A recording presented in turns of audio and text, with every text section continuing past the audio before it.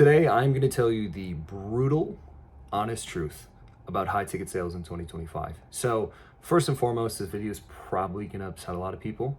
And to give you some context in terms of where these thoughts are coming from, I have been in the high ticket sales space since 2022, January of 2022, technically February, right? And here's the deal, man. A lot of the people, like titans of the space, that are selling stuff, or that are essentially selling people to sell, made their money during like this gold rush when COVID first came around and everyone was looking to transition to online. They got unemployed, they lost their job, they wanted to start an online business, get into sales, whatever it is. That's how a majority of people made their money, is during this gold rush. And as time goes on, most people right now in the high ticket space, closers, are not making the money you think they are. I'll tell you that right now. The only people making money still in 2025 in high ticket are some of the best of the best. They are great at what they do. You cannot be average at closing and make 10, 20, 30K a month anymore. You just can't. People are too smart. The market's changed. And that matters, believe it or not. So where does that leave you? The guy who's on the fence about like, should I do this? Should I not? And I'll tell you from what I'm seeing firsthand is closing, this is the hardest it's ever been in high ticket. That doesn't mean high ticket's completely dead for making money remotely.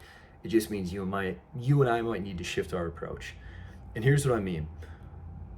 Given the fact that the best closers in the space are the only ones making money, it means there's an opportunity in the high ticket space, just not in the way you might think.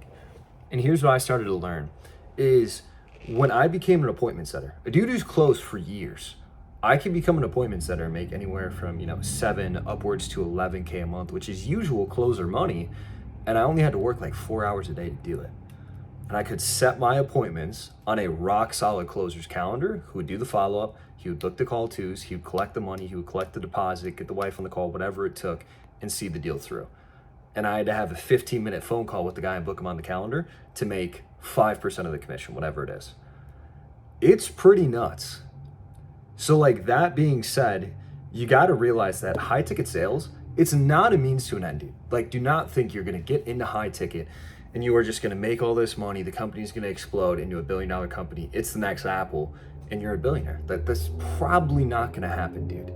You get into high ticket to get the skills, maybe get the money, and then you move on. That's it. It's not a means to an end. So I think the important thing to note, a lot of the people you see right now that make 20K a month selling high ticket stuff, they go broke a lot. Like, they spend all their money, they get hit with the big tax bill, they have a bad month, the offer goes obsolete, and they're just gone, and these people disappear from the face of the earth, right? And the reason I'm telling you this, I've been that guy. I haven't disappeared yet. I'm still here. But it's important truth to note. So if you're considering or maybe potentially looking to move out of or into high ticket sales, know you need to be very good at what you do if you're going to be a closer. You need to be exceptional. And if you're not, there might not be a ton of money for you in this game.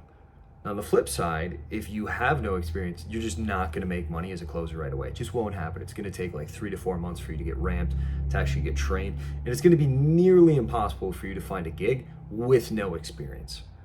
Now, that being said, that's what makes the setter path so attractive, is you don't need experience to get a role. You can start as a setter, you can get promoted to a closer, and now you already have the experience of a setter, which often transitions to being a great closer. And you can make closer money with a lot less hours.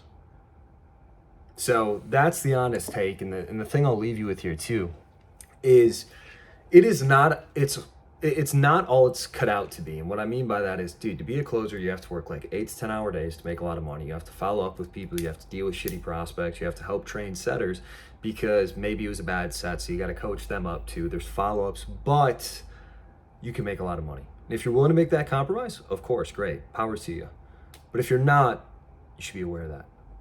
So if I could go back in time, what I would have done is pretty much the same thing. Started as an outbound setter, get promoted to inbound, do inbound, get really good at it, and then teach people how to do setting and make my money that way, because then there's an exit involved.